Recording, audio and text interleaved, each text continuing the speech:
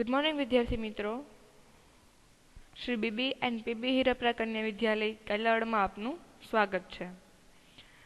આપણે પ્રકરણ 8મું સજીવોમાં પ્રજનન બરાબર કેવી રીતે કરે છે તો કે તે આપણે ચાલી રહ્યું છે. તો કે હવે આપણે આની પહેલાં આપણે પુષ્પમાં પ્રજનન વિશે જોયું અને તે પહેલાં આપણે એકલ સજીવો દ્વારા ઉપયોગમાં લેવાતી અલિંગી પ્રજનન પદ્ધતિ વિશે આપણે જોયું હતું. હવે ત્યારબાદ આપણે મનુષ્યોમાં કઈ રીતે લિંગી પ્રજનન થાય છે બરાબર તેના વિશે વાત કરવાની છે. તો તેમાં તો આપણે પહેલાં સૌપ્રથમ નર પ્રજનન તંત્ર જોઈએ. તો પહેલાં તો સૌપ્રથમ અહીંયા આપણે આકૃતિમાં જોઈએ બરાબર. તો અહીંયા સૌપ્રથમ આ શુક્રપિંડ આપેલા છે. શુક્રપિંડમાં શુક્રકોષો ઉત્પન્ન થાય છે. હવે શુક્રકોષો ઉત્પન્ન થાય છે તો કે તેનું વહન ક્યાંથી થાય છે તો કે આ શુક્રવાહિની મારફતે તેનું વહન થાય છે. તો કે શુક્રવાહિનીમાંથી તે શુક્રકોષો વહન પામીને શુક્રાશયમાં આવે છે અને ત્યારબાદ અહીંયા તે પ્રોસ્ટેટ ગ્રંથિ સાથે અથવા તો કે મૂત્રાશય બરાબર બંનેનું જોડાણ થાય છે શુક્રવાહિની સાથે.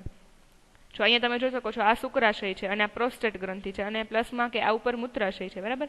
એટલે બધાનું જોડાણ છે તો કે અહીંયા એક જ જગ્યાએ થાય છે અને ત્યાંથી તે મૂત્રમાર્ગ દ્વારા તેનું બહારની તરફ વહન થાય છે બરાબર. એટલે કે જોઈએ તો કે પુરુષોમાં જે તેના નર પ્રજનન કોષ છે તો કે તેનું અને મૂત્રમાર્ગ બંને કેવો તો કે એક બંનેના વહન માટે એક સામાન્ય માર્ગ જ આવેલો હોય છે બરાબર. તો આપણે તેની વિગતવાર અહીંયા જોઈએ થિયરીમાં તો કે પ્રજનન કોષ ઉત્પાદિત કરનારા અંગ તેમજ જનન કોષોનું ફલનના સ્થાન સુધી પહોંચાડવાના અંગ સંયુક્ત સ્વરૂપે નર પ્રજનન તંત્ર બનાવે છે. તો કે નર પ્રજનન કોષ અથવા તો કે જે નર પ્રજનન કોષ છે તો કે તેનું નામ શું છે શુક્રકોષ. એટલે કે નર પ્રજનન કોષ અથવા તો કે શુક્રકોષનું નિર્માણ શુક્રપિંડમાં થાય છે. હવે આ શુક્રપિંડ છે તો કે તેનું સ્થાન ક્યાં આવેલું હોય છે તો કે ઉદર ગુહાની બહાર વૃષણ કોથળીમાં આવેલું હોય છે બરાબર. શુક્રપિંડ છે તો કે ક્યાં આવેલા હોય છે ઉદર ગુહાની બહાર વૃષણ કોથળીમાં આવેલા હોય છે. તેનું કારણ એ છે કે શુક્રકોષોના ઉત્પાદન માટે જરૂરી તાપમાન શરીરના તાપમાનથી ઓછું હોય છે. એટલે કે જો આ શુક્રપિંડ છે તો કે તેને શરીરનું જેટલું તાપમાન હોય તો કે શરીરના તાપમાન કરતાં ઓછું તાપમાન મળે તો જ તેમાં શુક્રકોષો ઉત્પન્ન થાય છે. એટલા માટે થઈને તે શરીરની બહાર ઉદરગુહાની બહાર આવેલા હોય છે. તો કે ટેસ્ટોસ્ટેરોન અંતઃસ્ત્રાવનું ઉત્પાદન તેમજ સ્ત્રાવમાં શુક્રપિંડની ભૂમિકાની ચર્ચા આપણે આગળના પ્રકરણમાં કરી ગયા છીએ. આપણે 7મા પ્રકરણમાં અંતઃસ્ત્રાવો વિશે અભ્યાસ કર્યો હતો ત્યારે આપણે જોયું હતું કે પુરુષોમાં ટેસ્ટોસ્ટેરોન અને સ્ત્રીઓમાં એસ્ટ્રોજનનો સ્ત્રાવ થાય છે બરાબર.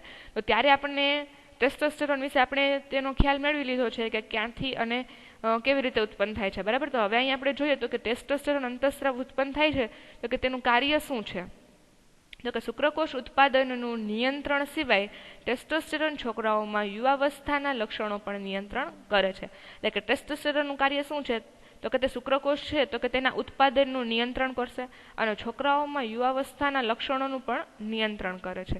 એ ટેસ્ટોસ્ટેરોનનું કાર્ય થશે બરાબર. ત્યારબાદ જોઈએ તો કે ઉત્પાદિત શુક્રકોષોનો ત્યાગ શુક્રવાહિકાઓ દ્વારા થાય છે જે મૂત્રાશયથી આવનારી નળીની સાથે જોડાઈને એક સંયુક્ત નળી બનાવે છે. અહીંયા આપણે જોયું કે અહીંયા શુક્રપિંડમાં શુક્રકોષો ઉત્પન્ન થયા ત્યારબાદ શુક્રકોષોનું વહન ક્યાંથી થયું શુક્રવાહિની મારફતે શુક્રવાહિની મારફતે થઈ છે અને પછી તે ક્યાં મળે છે તો કે મૂત્રાશયથી આવનારી નળી સાથે જોડાય છે. આ મૂત્રાશયમાંથી જે આ નળી આવે આ મૂત્રાશય છે એમાંથી જે આ નળી આવે છે તો કે તેની સાથે જો અહીંયા આ મૂત્રવાહિની શુક્રવાહિની જોડાય છે બરાબર. તો કે જોડાઈ અને શું બનાવે છે એક સંયુક્ત નળી બનાવે છે. આ મૂત્રમાર્ગ અને શુક્રકોષો તેમજ મૂત્ર બંનેના વહનનો સામાન્ય માર્ગ દર્શાવે છે બરાબર. અને મૂત્રમાર્ગ છે તો કે તે શુક્રકોષો અને મૂત્ર બંનેનો વહનનો માર્ગ એક જ છે. કયો તો કે મૂત્રમાર્ગ બરાબર. પ્રોસ્ટેટ અને શુક્રાશય પોતાનો સ્ત્રાવ શુક્રવાહિકામાં ઠાલવે છે. પ્રોસ્ટેટ અને શુક્રાશય આ શુક્રાશય આવેલું છે જો અહીંયા નામ નિર્દેશન કરેલું છે આ શુક્રાશય છે અને આ પ્રોસ્ટેટ ગ્રંથિ છે. એ બંને છે તો કે પોતાનો સ્ત્રાવ ક્યાં ઠાલવે છે પ્રોસ્ટેટ અને શુક્રાશય પોતાનો સ્ત્રાવ શુક્રવાહિકાઓમાં ઠાલવે છે જેથી શુક્રકોષ એક પ્રવાહી માધ્યમમાં આવે છે અને તેને કારણે તેનું સ્થળાંતરણ સરળતાથી થાય છે. શુક્રકોષ છે તો કે તે એક પ્રવાહી માધ્યમમાં રહેલા હોય છે જેને કારણે તેનું સ્થળાંતરણ એટલે કે અહીંયા શુક્રપિંડમાંથી જે તેનું વહન થાય છે તો કે તે સ્થળાંતરણ પામે છે તો કે તે ખૂબ ઝડપથી થાય છે. તો કે તેના કારણે તેનું સ્થળાંતરણ સરળતાથી થાય છે. તેની સાથે આ સ્ત્રાવ શુક્રકોષોને પોષણ પણ આપે છે. શુક્રકોષો એ સૂક્ષ્મ સંરચનાઓ હોય છે કે જેમાં મુખ્યત્વે આનુવંશિક પદાર્થ હોય છે. એટલે કે આનુવંશિક પદાર્થ એટલે કે પેઢી દર પેઢી જે ચાલ્યું આવતું હોય તો કે તે આનુવંશિક પદાર્થ હોય છે, જેમ કે DNA છે, બરાબર. અને એક લાંબી પૂંછડી હોય છે, તો કે તેના અંતના ભાગમાં એક લાંબી પૂંછડી હોય છે જે તેને માદા પ્રજનન કોષની તરફ તરવામાં મદદરૂપ થાય છે. તો આ હતું નર પ્રજનન તંત્ર. તો આપણે ફરીથી એકવાર જોઈ લઈએ કે તેમાં શું હતું. તો કે નર પ્રજનન કોષ એટલે કે શુક્રકોષ, તેનું ઉત્પાદન કોણ કરે છે? શુક્રપિંડ. શુક્રપિંડ તો કે ઉદર ગુહાની બહાર વૃષણ કોથળીમાં આવેલા હોય છે, કારણ કે તેના શુક્રકોષોના ઉત્પાદન માટે શરીરના તાપમાન કરતાં ત્યાં નીચા તાપમાનની જરૂરિયાત હોય છે. શુક્રપિંડમાં ઉત્પન્ન થયેલા શુક્રકોષો શુક્રવાહિની મારફતે તેનું વહન થાય છે અને મૂત્રમાર્ગ દ્વારા બહાર નીકળે છે. એટલે કે શુક્રકોષો અને મૂત્રનો બંનેના વહન માટેનો સામાન્ય માર્ગ મૂત્રમાર્ગ આવેલો હોય છે. પછી તો કે શુક્રપિંડ છે તો કે તેમાં ટેસ્ટોસ્ટેરોનનું ઉત્પાદન પણ થાય છે. તો કે ટેસ્ટોસ્ટેરોનનું કાર્ય શું છે? તો કે ટેસ્ટોસ્ટેરોન શુક્રકોષના ઉત્પાદનનું નિયંત્રણ કરે છે અને છોકરાઓમાં યુવાવસ્થાના લક્ષણોનું નિયંત્રણ કરે છે. પછી તો કે મૂત્રાશય અને શુક્રાશય તો કે તે બંને જોડાઈને એક સંયુક્ત માર્ગ રચે છે કે જે મૂત્રમાર્ગ તરીકે ઓળખાય છે. પછી આપણે ત્યારબાદ જોયું કે શુક્રકોષો છે તો કે શુક્રકોષો છે તો કે તે મુખ્યત્વે તેનું પ્રવાહી માધ્યમમાં રહેલા હોય છે કે જેથી તેનું સરળતાથી સ્થળાંતરણ થઈ શકે. અને શુક્રકોષો એક એવી સૂક્ષ્મ સંરચનાઓ છે કે જેમાં આનુવંશિક પદાર્થ હોય છે અને તેને એમાં એક લાંબી પૂંછડી પણ હોય છે કે જે તેને માદા પ્રજનન કોષની તરફ તરવામાં મદદરૂપ થાય છે. હવે ત્યારબાદ આપણે જોઈએ તો કે માદા પ્રજનન તંત્ર. તો પહેલાં તો આપણે અહીંયા તેને આકૃતિમાં જોઈ લઈએ, બરાબર. તો આ આગળનો ભાગ છે તો કે તે યોની છે. ત્યારબાદ ગ્રીવા એટલે કે ગર્ભાશય છે તો કે તે ગ્રીવા દ્વારા યોનિના માર્ગમાં ખુલે છે, બરાબર. પછી ગર્ભાશયની બંને બાજુએ અંડપિંડની એક જોડ આવેલી હોય છે. એક જોડ એટલે કે બે અંડપિંડ, બંને સાઈડ એક અંડપિંડ આવેલા હોય છે. આ છે એ અંડપિંડ છે, તમે બંને સાઈડ જોઈ શકો છો, બરાબર. પછી અંડપિંડ છે તો કે તે અંડકોષનું નિર્માણ કરશે, એટલે કે બંને સાઈડ શું થશે? અંડકોષનું નિર્માણ થશે. હવે એ અંડકોષ છે તો કે તે વહન પામશે અને ક્યાં આવશે? ગર્ભાશય સુધી આવશે. તો તેનું વહન છે તે કોના દ્વારા થશે?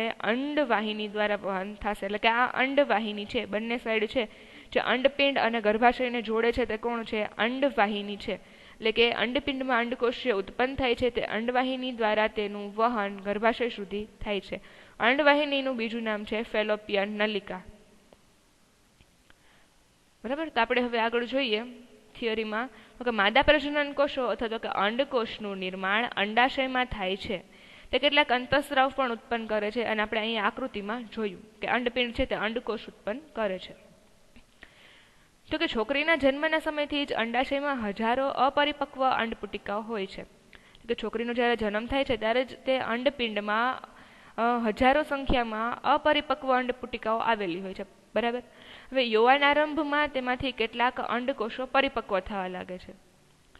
આવેલા તો જ્યારે જન્મ થાય છે છોકરીનો ત્યારે જ એમાં અંડપુટિકાઓ આવેલી હોય છે, પરંતુ તે કેવી હોય છે? અપરિપક્વ. હવે જેવી છોકરીઓ છે તો કે તે યુવાનારંભમાં પહોંચે છે, યુવાવસ્થામાં પહોંચે છે તો કે શું થાય છે? તે અંડપુટિકાઓ છે તો કે તે પરિપક્વ થવા માંડે છે.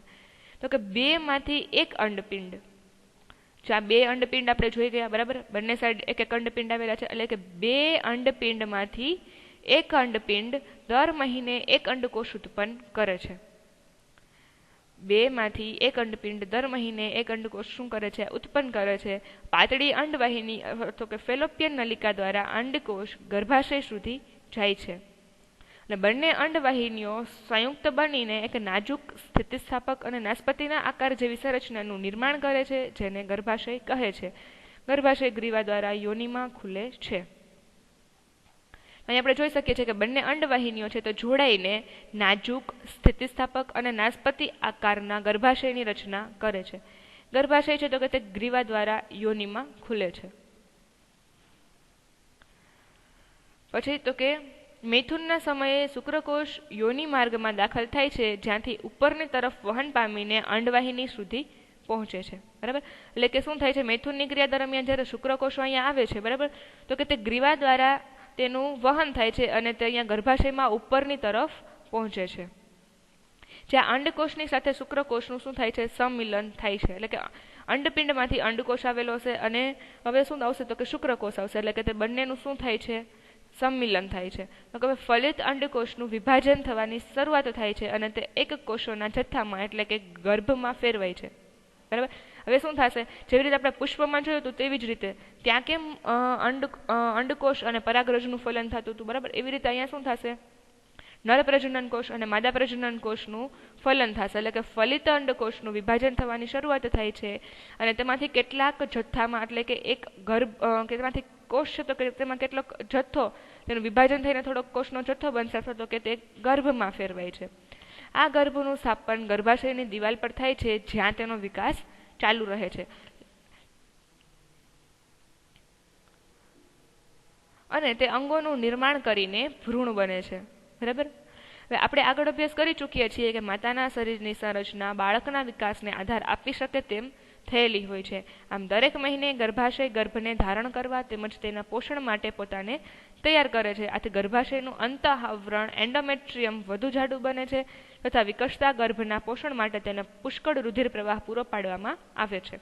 અહીંયા તમે આકૃતિમાં વધારે સારી રીતે જોઈ શકો છો તો કે ગર્ભાશયની રચના છે તો કે તે નાજુક છે, સ્થિતિસ્થાપક છે, વધારે થોડીક માંસલ છે. બરાબર. આ તમે જોઈ શકો છો, આ જે રેડ કલરનો આ ભાગ દર્શાવે છે તે શું છે તો કે તે લોહીનો ભાગ જ છે, રુધિર પ્રવાહનો જ ભાગ છે. બરાબર. કે જે અહીંયા અંદર ભ્રૂણનું નિર્માણ થયું છે તો ભ્રૂણનું દર મહિને અથવા તો કે જેમ જેમ દર અઠવાડિયે તો કે તેનો વૃદ્ધિનો વિકાસ થાય છે ધીમે ધીમે તેમાં પણ બધા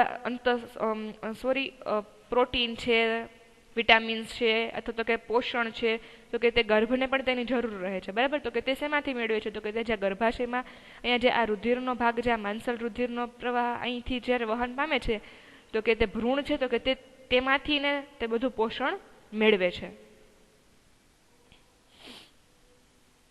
અને તે આ અંદરનો ભાગ છે તો કે તે આ એન્ડોમેટ્રિયમ એટલે કે તે અંતઃસ્તર છે તો કે તે કેવું બને છે, વધારે જાડું અને માંસલ બને છે કે જેના લીધે ભ્રૂણ છે તો કે તે તેમાંથી પોષણ મેળવી શકે. તો કે ભ્રૂણને માતાના રુધિરમાંથી જ પોષણ મળે છે તેના માટે એક વિશેષ સંરચના હોય છે જેને જરાયુ કહે છે. આ એક ડિસ્ક કે રકાબી જેવી સંરચના છે જે ગર્ભાશયની દિવાલમાં જ રહેલી હોય છે. તેમાં ભ્રૂણની તરફની પેશીમાં પ્રવર્ધ હોય છે. માતાની પેશીઓમાં રુધિર કોટરો હોય છે જે પ્રવર્ધને આચ્છાદિત કરે છે, જે માતાના શરીરમાંથી ભ્રૂણને ગ્લુકોઝ, ઓક્સિજન તેમજ અન્ય પદાર્થોના સ્થળાંતરણ માટે એક વિશાળ પ્રદેશ આપે છે. એટલે કે જે આ રુધિરનો ભાગ છે તો કે ભ્રૂણ છે તો કે તેમાંથી જ ગ્લુકોઝ છે, ઓક્સિજન છે, બધું તેમાંથી જ પોષણ મેળવે છે. હવે ભ્રૂણ છે તો કે તેમાં પણ કેટલાક પ્રકારના ઉત્સર્ગ પદાર્થો ઉત્પન્ન થશે. બરાબર. તો તે ઉત્સર્ગ પદાર્થો પણ તે રુધિરમાં જ માતાના રુધિરમાં જ શું કરે છે, મુક્ત કરે છે. તો કે વિકાસશીલ ભ્રૂણ દ્વારા ઉત્સર્ગ પદાર્થો ઉત્પન્ન થાય છે જેનો નિકાલ જરાયુના માધ્યમથી માતાના રુધિરમાં સ્થળાંતરણ દ્વારા થાય છે. માતાના શરીરમાં ગર્ભને વિકસિત થવા માટે લગભગ 9 મહિના લાગે છે અને ગર્ભાશયની પેશીઓના લયબદ્ધ સંકોચનથી બાળક અથવા તો કે નવજાત શિશુનો જન્મ થાય છે. બરાબર. હવે ત્યારબાદ આપણે જોઈએ તો કે જ્યારે અંડકોષનું ફલન થતું નથી તો શું થાય છે. આ આપણે જોયું કે અંડકોષનું ફલન થાય છે કે જ્યારે નર પ્રજનન કોષ અને માદા પ્રજનન કોષનું સંમિલન થાય છે ત્યારે તેનું ફલન થાય છે. બરાબર. પરંતુ દર મહિને આપણે જોયું કે અંડકોષ છે તો કે તે અંડપિંડમાંથી મુક્ત થાય છે. હવે ત્યારે તેને શુક્રકોષ નથી મળતો તો તેનું ફલન થતું નથી તો ત્યારે શું થાય છે તો તેના વિશે ચર્ચા કરીએ. તો કે જો અંડકોષનું ફલન થતું જ નથી તો તે લગભગ 1 દિવસ સુધી જીવિત રહી શકે છે. અંડાશય કે અંડપિંડ પ્રત્યેક મહિને એક અંડકોષ મુક્ત કરે છે. તેથી ફલિત અંડકોષની પ્રાપ્તિ માટે ગર્ભાશય પણ દર મહિને તૈયારી કરે છે અને તેની અંતઃ દિવાલ માંસલ તેમજ જાડી બને છે. બરાબર. એટલે કે દર મહિને પ્રત્યેક અંડપિંડમાંથી એક અંડકોષ મુક્ત થાય છે અને તેના માટે ગર્ભાશય છે તો તેની તૈયારી કરે છે કે તે માંસલ અને જાડું બને છે. બરાબર. પરંતુ ફલન નહીં થવાની પરિસ્થિતિમાં આ આવરણની કોઈ જરૂરિયાત હોતી નથી. હવે અંડકોષ આવી જાય છે ગર્ભાશય સુધી પરંતુ ત્યાં તેને શુક્રકોષ મળતો નથી તો તેનું ફલન થતું નથી. તો ફલન થાય તો બાળકના ભ્રૂણના પોષણ માટે આપણે તે માંસલ અને સ્થિતિસ્થાપક દિવાલની જરૂરિયાત હોય છે, જરાયુની જરૂરિયાત હોય છે, પરંતુ અહીંયા ફલન થતું નથી તો આપણે હવે તે આવરણની કોઈ જરૂરિયાત હોતી નથી. તેથી આ આવરણ ધીરે ધીરે તૂટી જઈને યોનિમાર્ગમાંથી રુધિર તેમજ શ્લેષ્મના રૂપે શરીરમાંથી બહાર તે જાય છે. આ ચક્રમાં લગભગ 1 મહિના જેટલો સમયગાળો લાગે છે. તેને ઋતુસ્રાવ અથવા તો રજોધર્મ કે માસિક સ્ત્રાવ અથવા તો કે મેન્સ્ટ્રુએશન કહે છે, કે જેનો સમયગાળો લગભગ 2 થી 8 દિવસ સુધીનો હોય છે. એટલે કે જ્યારે નર પ્રજનન કોષ અને માદા પ્રજનન કોષનું ફલન થાય છે ત્યારે જ તે માંસલ અને જે સ્થિતિસ્થાપક દિવાલ છે તો કે તેની જરૂરિયાત હોય છે, કારણ કે તેમાંથી ભ્રૂણને પોષણ મળે છે. પરંતુ જ્યારે તેનું ફલન થતું નથી, એટલે કે અંડકોષને શુક્રકોષ મળતો નથી, તો તેનું ફલન થતું નથી. તો ત્યારે શું થાય છે તો કે તે દિવાલ છે તો કે તે તૂટી જાય છે અને તે શ્લેષ્મ અને રુધિર પ્રવાહ તરીકે શરીરમાંથી તેનો બહાર જાય છે, જેને મેન્સ્ટ્રુએશન અથવા તો કે માસિક સ્રાવ, ઋતુસ્રાવ કે રજોધર્મ કહે છે.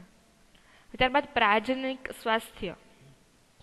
તો અહીંયા બધું એવું છે કે જ્યારે ક્યારે પણ આ પ્રજનનની ક્રિયા થાય છે, બરાબર, તો એક વ્યક્તિમાં જો કોઈ રોગ હોય તો કે તેમાંથી બીજી વ્યક્તિમાં પણ તે રોગ ટ્રાન્સફર થવાની શક્યતાઓ વધી જતી હોય છે, બરાબર. તો તેના માટેના કોઈ ઉપાયો હોય છે ખરા, બરાબર. તો તેના વિશે અહીંયા ચર્ચા કરવામાં આવેલી છે કે આપણે જ્યારે ક્યારેય પણ પ્રજનનની ક્રિયા દરમિયાન ધ્યાન રાખવું જોઈએ કે જો એક વ્યક્તિને રોગ હોય તો તેમાંથી બીજા વ્યક્તિને સંક્રમણ થવાની સંભાવના વધી જતી હોય છે. તો તેના માટેના અહીંયા કેટલાક ઉપાયો દર્શાવવામાં આવેલા છે, તો કે તેના વિશે આપણે ચર્ચા કરીએ. તો કે જાતીય સમાગમમાં પ્રગાઢ શારીરિક સંબંધ સ્થાપિત થતો હોવાથી આશ્ચર્યની કોઈ વાત નથી કે અનેક રોગોનું સંચરણ કે સંક્રમણ થઈ શકે છે. તેમાં કેટલાક જીવાણુજન્ય કે બેક્ટેરિયાજન્ય રોગ જેવા કે ગોનોરિયા અને સિફિલિસ તેમજ વાયરસ દ્વારા સંક્રમણ પામતા રોગો જેવા કે મસા અને HIV એડ્સનો સમાવેશ થાય છે. એટલે કે અહીંયા બે પ્રકારના રોગો જોવા મળે છે, એક તો બેક્ટેરિયાથી થાય તેવા અને એક વાયરસ દ્વારા થાય તેવા. તો બેક્ટેરિયાથી થાય તેવા રોગો છે તો કે ગોનોરિયા અને સિફિલિસ, તે બે રોગો છે જે બેક્ટેરિયાથી થાય છે, અને જે વાયરસથી રોગો થાય છે તો કે તે મસા અને HIV એડ્સ છે. તો શિશ્ન માટેનું આવરણ અથવા તો કે નિરોધ એટલે કે કોન્ડમના ઉપયોગથી આમાંથી અનેક રોગોનો પ્રસરતા કેટલીક હદ સુધી અવરોધવા સંભવ છે. હવે જો પુરુષ છે તો કે તેનામાંથી કોઈ પણ પ્રકારનો રોગ હોય, ગોનોરિયા છે, સિફિલિસ છે, HIV એડ્સ છે, બરાબર, તો તે શું કરશે તો કે તે શિશ્ન માટેનું આવરણ એટલે કે કોન્ડમનો ઉપયોગ કરશે તો કે તેમાંથી તે થોડાક, મતલબ કે એ પૂરેપૂરું એમ કહે કે 100% સેફ નથી, પરંતુ થોડાક અંશે આપણે એમ કહી શકાય કે તે તેનાથી જે રોગોનો ફેલાવો છે તો કે તે થોડાક હદ સુધી અટકાવી શકાય છે, બરાબર, પરંતુ સંપૂર્ણપણે તો અટકાવી નથી જ શકાતો. તો જાતીય સમાગમ કે લૈંગિક ક્રિયા દ્વારા ગર્ભધારણની સંભાવના હંમેશા રહે છે. ગર્ભધારણની અવસ્થામાં સ્ત્રીના શરીર તેમજ ભાવનાઓની માંગ તેમજ જરૂરિયાત વધી જાય છે. તો કે પરંતુ જો તે એટલે કે સ્ત્રી તેના માટે તૈયાર નથી તો આ ઘટનાથી તેના સ્વાસ્થ્ય પર વિપરીત અસર પડે છે. તેથી ગર્ભધારણ રોકવા માટેની અનેક રીતોની શોધ થયેલી છે. આ ગર્ભવિરોધી ઉપચારો અનેક પ્રકારના હોય છે. તો કે એક રીત કે પદ્ધતિ યાંત્રિક અવરોધની છે, બરાબર. હવે કે જે આ ગર્ભધારણ, આપણે ગર્ભધારણથી પ્રોટેક્શન જોતું હોય કે ગર્ભધારણ ન થાય તો કે તેના માટેની પણ કેટલીક પદ્ધતિઓ છે. એમાં પહેલી પદ્ધતિ છે યાંત્રિક અવરોધની. તો કે તેમાં શું હોય છે તો કે શુક્રકોષને અંડકોષ સુધી પહોંચવા દેવામાં આવતો નથી, એટલે કે બંનેનું ફલન થતું નથી, તેથી ગર્ભધારણ થઈ શકશે નહીં. તો તેના માટે આપણે કઈ યાંત્રિક પદ્ધતિ ઉપયોગ કરશું તો કે શિશ્નને ઢાંકનારા નિરોધ અથવા તો કે યોનિમાં રાખી શકાય તેવા અનેક સાધનોનો ઉપયોગ કરી શકાય છે. બીજી રીત કે પદ્ધતિમાં અંતઃસ્રાવોના સંતુલનમાં પરિવર્તનનું છે. એક રીત છે તો કે તે યાંત્રિક અવરોધની છે કે જેમાં કોન્ડમનો ઉપયોગ કરી શકાય છે. બીજી છે તો કે તે અંતઃસ્રાવોના સંતુલનમાં આપણે તેમાં પરિવર્તન કરી શકીએ છીએ કે જેમાં અંડપતનની ક્રિયા થતી નથી, તેથી ફલન થઈ શકતું નથી. એટલે કે જે આ અંડપતન થાય છે, અંડકોષ ઉત્પન્ન થાય છે તો કે તે ક્રિયા જ થતી નથી, બરાબર. તો હવે અંડકોષ ઉત્પન્ન નહીં થાય તો શુક્રકોષ એક આવશે તો અંડકોષ તેને નહીં મળે તો તેનું ફલન થશે નહીં, બરાબર. તો હવે એ અંતઃસ્રાવોનું આપણે શું કરી લીધું, સંતુલન કરી લીધું. તો કે તે કઈ રીતે થાય છે તો કે તેના માટે સામાન્ય રીતે ગોળીઓ લેવામાં આવે છે. તો કે આ દવાઓ સામાન્ય રીતે ગોળીના રૂપમાં લેવાય છે, પરંતુ આ દવાઓ છે તો આપણને ખબર છે કે તે અંતઃસ્રાવનું નિયંત્રણ કરવા માટેની ગોળીઓ છે. તો તેની સાઇડ ઇફેક્ટ શું થતી હોય છે, વધી જતી હોય છે. તો જેના લીધે આપણા શરીરમાં કોઈક ને કોઈ સાઇડ ઇફેક્ટ આવતી હોય છે. તો કે આ દવાઓ અંતઃસ્રાવના સંતુલનને પરિવર્તિત કરે છે, જેથી તેની કેટલીક વિપરીત અસર પણ થઈ શકે છે. તો કે ગર્ભધારણને રોકવા માટે કેટલીક અન્ય રીતો કે પદ્ધતિઓ પણ છે, જેવી કે આંકડીઓ એટલે કે લૂપ અને કોપરટીને ગર્ભાશયમાં સ્થાપિત કરી શકાય છે. પરંતુ આ રીતમાં ગર્ભાશયના ઉત્તેજનથી પણ કેટલીક વિપરીત અસર થઈ શકે છે. એટલે કે કોપરટી અને લૂપ છે તો કે તેને સર્જરી દ્વારા અથવા તો કે શસ્ત્રક્રિયા દ્વારા શું કરે છે તો કે તેને ગર્ભાશયમાં સ્થાપિત કરે છે, પરંતુ તેની પણ કેટલીક આડઅસરો શરીરમાં જોવા મળે છે. હવે પુરુષની શુક્રવાહિનીઓને અવરોધીને શુક્રકોષોનું સ્થળાંતરણ અટકાવવામાં આવે છે. શુક્રવાહિનીઓ આપણે ખબર છે કે શુક્રકોષ ઉત્પન્ન થાય છે તો કે તેનું વહન શેના દ્વારા થાય છે? શુક્રવાહિનીઓ. હવે શુક્રવાહિનીઓને જો આપણે કટ કરીને આ એક એવી શસ્ત્રક્રિયા છે કે જેમાં શુક્રવાહિની છે તો કે તેને કટ કરીને સામસામેના છેડા બાંધી દેવામાં આવે છે. એટલે કે શુક્રકોષો ઉત્પન્ન થશે પરંતુ તેમાં હવે શુક્રવાહિની કટ થઈ ગઈ, મતલબ કે તેમાં આપણે વચ્ચે કટ લગાડીને સામસામેના છેડા બાંધી દીધા કે જેથી હવે શુક્રકોષ છે તો કે તે શુક્રવાહિની દ્વારા આગળની તરફ તેનું વહન થશે નહીં. બરાબર. એટલે એક આ શસ્ત્રક્રિયા દ્વારા પણ આપણે તેમાં ઉપયોગમાં લઈ શકાય છે. તો કે અને તેવી જ રીતે આપણે જો સ્ત્રીઓમાં કરવું હોય તો સ્ત્રીઓમાં આપણને ખબર છે કે અંડપિંડમાં અંડકોષ ઉત્પન્ન થાય છે અને અંડકોષનું ગર્ભાશય સુધી વહન કોણ કરે છે? અંડવાહિની. તો આપણે ત્યાં અંડવાહિની અથવા તો કે ફેલોપિયન નલિકા છે તો કે તેમાં આપણે કટ લગાડીને સામસામેના છેડાને બાંધી દઈએ તો તેમાં શું થશે? અંડકોષ ઉત્પન્ન થશે પરંતુ તે ગર્ભાશય સુધી પહોંચી શકશે નહીં. તો આવી રીતે સ્ત્રી અને પુરુષ બંનેમાં આપણે જે વાહિનીઓ આવેલી છે તો કે તેના દ્વારા આપણે શસ્ત્રક્રિયાનો ઉપયોગ કરીને આ પ્રકારે આપણે ગર્ભાશય અથવા તો કે ગર્ભફલન થતું અટકાવી શકીએ છીએ. તો કે બંને અવસ્થાઓમાં ફલન થતું નથી અને શસ્ત્રક્રિયા એટલે કે સર્જરી તકનીક દ્વારા આ પ્રકારના અવરોધ ઉત્પન્ન કરી શકાય છે. જોકે શસ્ત્રક્રિયાની તકનીક ભવિષ્ય માટે સંપૂર્ણતઃ સુરક્ષિત છે, પરંતુ સાવચેતી વગર થયેલી શસ્ત્રક્રિયાથી સંક્રમણ અથવા તો કે બીજી અનેક સમસ્યાઓ ઉત્પન્ન થઈ શકે છે. શસ્ત્રક્રિયાથી અવાંછિત ગર્ભને દૂર પણ કરી શકે છે. એટલે કે અહીંયા અબોર્શનની વાત કરેલી છે. બરાબર. કે ક્યારેક કોઈ અવાંછિત ગર્ભ રહી ગયો હોય તો શસ્ત્રક્રિયા એટલે કે સર્જરી દ્વારા પણ તેને દૂર કરી શકાય છે. આ તકનીકનો દુરુપયોગ તે લોકો દ્વારા થાય છે કે જેઓ કોઈ વિશિષ્ટ પ્રકારની જાતિના નવજાત શિશુને ઈચ્છતા નથી. એટલે કે ઘણી વખત આપણા સમાજમાં એવી માન્યતા રહેલી હોય છે કે હવે એક છોકરી છે તો બીજી પણ જો છોકરી હોય તો મારે નથી જોતી, તો તેના માટે થઈને લોકો શું કરાવતા હોય છે? અબોર્શન કરાવી નાખતા હોય છે. બરાબર. અહીંયા તેની જ વાત કરેલી છે કે વિશિષ્ટ પ્રકારની જાતિના નવજાત શિશુને ઈચ્છતા નથી. તો કે તે કેવું કાર્ય છે? એક ગેરકાયદેસર કાર્ય છે. તો કે એવા ગેરકાયદેસર કાર્ય ખાસ કરીને માદા ગર્ભને પસંદગીપૂર્વક ગર્ભપાત હેતુ કરવામાં આવે છે અને એક સ્વસ્થ સમાજ માટે માદા નર લિંગનો ગુણોત્તર જળવાઈ રહે તે આવશ્યક છે. પરંતુ આપણા દેશમાં ભ્રૂણનું લિંગ પરીક્ષણ એક કાયદાકીય ગુનો છે. એટલે કે ઘણા લોકો અગાઉ જ પ્રેગ્નન્સી દરમિયાન ચેક કરાવી લેતા હોય છે કે છોકરો છે કે છોકરી. એટલે કે લિંગ પરીક્ષણ, ભ્રૂણનું લિંગ પરીક્ષણ એ કાયદાકીય ગુનો છે. છતાં પણ આપણા સમાજની કેટલીક જાતિઓમાં માદા ભ્રૂણની હત્યા નિર્દય રીતે થઈ રહી છે. તેથી આપણા દેશમાં શિશુલિંગ ગુણોત્તર તીવ્રતાથી ઘટી રહ્યો છે, જે ચિંતાનો વિષય છે. બરાબર. તો અહીંયા આપણું ચેપ્ટર પૂર્ણ થાય છે. Thank you.